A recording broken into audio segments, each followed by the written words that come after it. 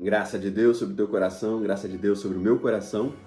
Você está participando do Por que Creio. Por que Creio é uma conversa semanal da nossa igreja, a Igreja Batista Missionária do Jardim Lusitano, a respeito de, algumas vezes a respeito de teologia, a respeito de ética, a respeito do comportamento cristão e porque nossa igreja ensina e organiza a fé da maneira que ensina e organiza a fé. O que creio de hoje, ele fala de um assunto que surge algumas vezes nas conversas pastorais e nos pedidos, algumas explicações que irmãos têm pedido ao pastor. Então é um assunto, não é respondendo a nenhum questionamento oficial, mas é respondendo à necessidade constante de dúvidas e crises que algumas pessoas têm. E vou usar essa expressão mesmo, crises. Algumas pessoas têm crise com esse ensinamento que nós temos na nossa congregação, na nossa igreja. Tá certo? Então, o Porquê Creio de hoje, ele diz assim: por que creio que o cristão não deve falar palavrão?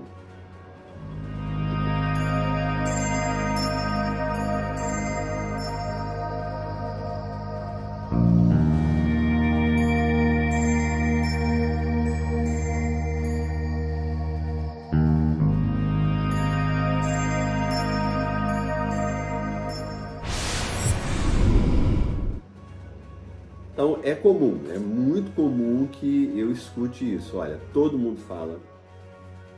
É comum que se diga que os tempos são outros, que mudou-se a etimologia das palavras, que a ação ou a inflexão dessas palavras, elas não são mais as mesmas inflexões, tá? E nós discordamos. Nós discordamos porque acreditamos que realmente o cristão deve seguir alguns padrões bíblicos. Porque creio, ele não tem aqui a ideia de trazer só uma ideia filosófica do pastor ou da comunidade de fé e IBM Luz. A ideia é que nós acreditamos que a Bíblia ensina algumas coisas. Então vamos lá.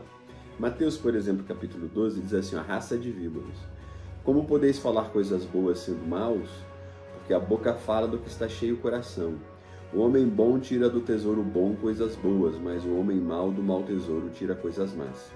Digo-vos que de toda palavra frívola que proferirem os homens, dela darão conta no dia do juízo, porque pelas tuas palavras serás justificado e pelas tuas palavras será condenado. O processo de fala na Bíblia é um processo de construção de caráter. O homem fala daquilo que o coração dele se encheu. O homem fala daquilo que a alma dele se alimentou. O homem fala assim. E é lógico que você vai olhar para os homens na terra, e os homens na terra, eles vão ter uma fala assim muito comum, de palavrão, de palavras ruins, e essa fala dos seres humanos, ela é uma fala que representa a boca deles segundo o coração deles. A boca do homem realmente fala o que enche, né, o coração deles. E o cristão não segue o mesmo processo de coração cheio do mundo. Então, a partir daí a gente devia questionar se nós devemos realmente falar como eles falam, falar como aquele que não consegue encher a alma dele do Espírito Santo e por isso não consegue tomar decisões baseadas na Bíblia, para elaborar seus pensamentos. Então, toma cuidado, porque a boca fala que o coração está cheio. 1 Coríntios 15:33 diz assim: não vos enganeis, as más conversações corrompem os bons costumes. Aqui sim são os temas das conversas, tá? O teor da conversa vai corromper o bom costume, mas se nós estamos construindo as nossas conversas com palavras de baixo calão, né? Palavras sujas, piadas imundas, nós usamos a nossa boca, ou a gente está emprestando o nosso ouvido para ter algumas conversas, que no fundo, são conversas que expressam, né, um pensamento de uma sexologia, de um sexo, né, a respeito do tema sexo, né, transformando o sexo não num presente de Deus, mas numa coisa suja, numa coisa corrompida pelo ser humano. Quando eu uso algumas expressões assim, quando eu estimulo o uso de palavras que no final no final do recebimento daquela palavra, quando uma pessoa ouve muito aquela palavra, você é isso, você é aquilo, e aquela palavra é um palavrão, de alguma maneira aquela palavra vai mexer com a estima daquela pessoa. Uma casa onde crianças escutam palavras, e no final eles vão entender que são palavras ofensivas, são palavras pejorativas, eles escutam aquelas palavras, uma criança escuta aquilo constantemente, aquilo vai mexer na estima dela, na autoestima dela, na condição dela se enxergar. E isso também é má conversação que corrompe o bom costume.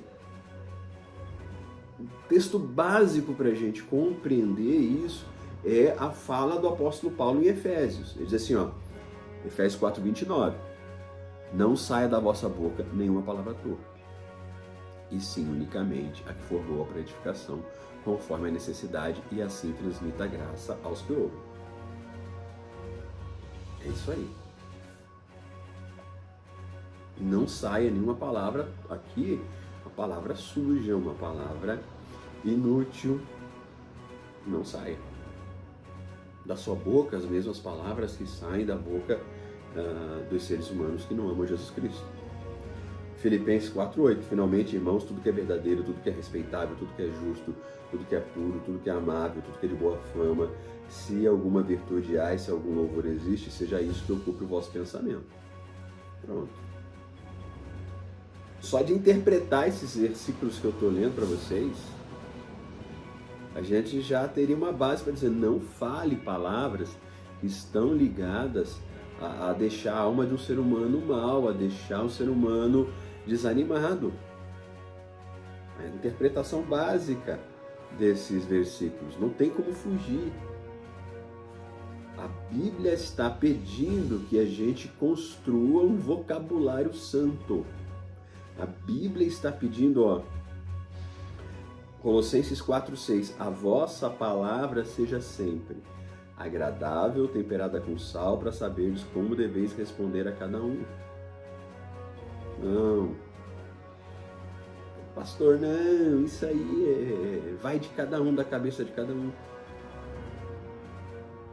Tem gente que vai receber a palavra e não vai sentir nada. Inclusive, pastor, existem palavras que numa região do Brasil significam uma coisa, na região do Brasil significa outra. Pensando em tudo isso, querido, nós sabemos quais são as palavras que são usadas e interpretadas de região para região, de ouvido para ouvido, como palavras de baixo calão. Palavras que não cabem em qualquer contexto. Palavras que, se usadas diante de um oficial de justiça, de um policial, elas vão gerar, tá certo? Vão gerar uma ofensa grandiosa. Não é porque o vocabulário, não é porque o vulgar, o sujo, se tornou comum e aceitável, não é porque nós temos essa aceitação no meio daqueles que não conhecem Jesus, que nós também vamos aceitar isso dentro da igreja. Nós não devemos. Nós devemos seguir esses versículos como guias do nosso coração. Preserve a tua boca. Observe como as palavras usadas no cotidiano por pessoas que não amam a Jesus, elas conseguem levar uma criança a, quando chegar na adolescência, não entender muito bem o que é sexo, o que é o caminho da prostituição. Palavras que fazem o ser humano se confundir sobre o valor da própria alma. E quando você usa algumas palavras, certo, que se referem à formação dele, à família dele, você é isso, você é um aquilo. E essas palavras, durante uma conversa informal com supostos amigos, essa conversa não é ofensiva, mas quando alguém fica muito violento, quando alguém quer machucar o outro, quer ferir o outro, até matar o outro, vai usar a mesma palavra, vai usar o mesmo vocabulário. Não faz sentido para a criança. Sem perceber, esse vocabulário é um vocabulário que sim, ele machuca, ele macula a alma das pessoas. Sem perceber, esse vocabulário consome a moral de uma família. Sem perceber. Nós olhamos para essas palavras como insignificantes. Mas se você prestar atenção no efeito que essas palavras têm com crianças, vai perceber que elas carregam um peso emocional maior do que aquele que nós gostaríamos que tivesse. Outra coisa, quando a Bíblia vai pedir que a gente tenha uma fala em santidade, é exatamente para desconstruir aquilo que a gente, que a comunidade de fé hoje, quer dizer, que muita gente na igreja tem usado para justificar a utilização das palavras consideradas palavrão, ou de baixo calão, ou palavras pobres, né? As pessoas dizem assim: vou usar porque todo mundo usa, vou falar porque todo mundo fala, todo professor fala, todo diretor fala. Eu vejo nisso um alerta grande de Deus para nós. Porque quando ele fala em Efésios, em Colossenses, em Coríntios, quando ele fala na maneira de construir uma boca do Evangelho de Mateus, uma boca que flui do que é bom, lá em Tiago, capítulo 3, né? A força das palavras. Quando ele fala tudo isso, ele fala sobre a construção da identidade do cristão.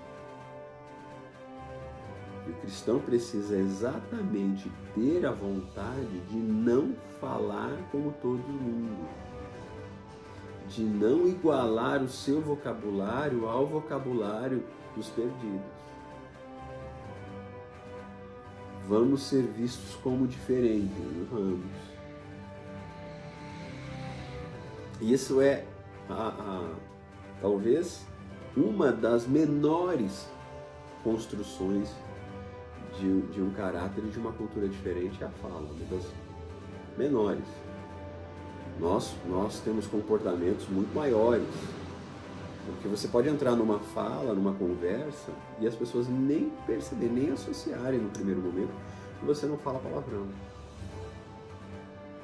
consegue ter conversas e conversas e conversas e as pessoas não vão associar se você não fala palavrão.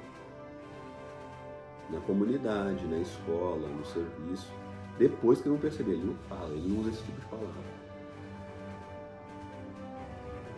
Então é bem pequeno. É bem pequeno. Agora, o interesse em se igualar, o interesse em ser como na fala, o contrário, ele é muito maior. E quando eu igualo a minha fala, quando eu me igualo, eu também me igualo no sentido de eu sou esse que também guarda esse tipo de coisa dentro do meu coração.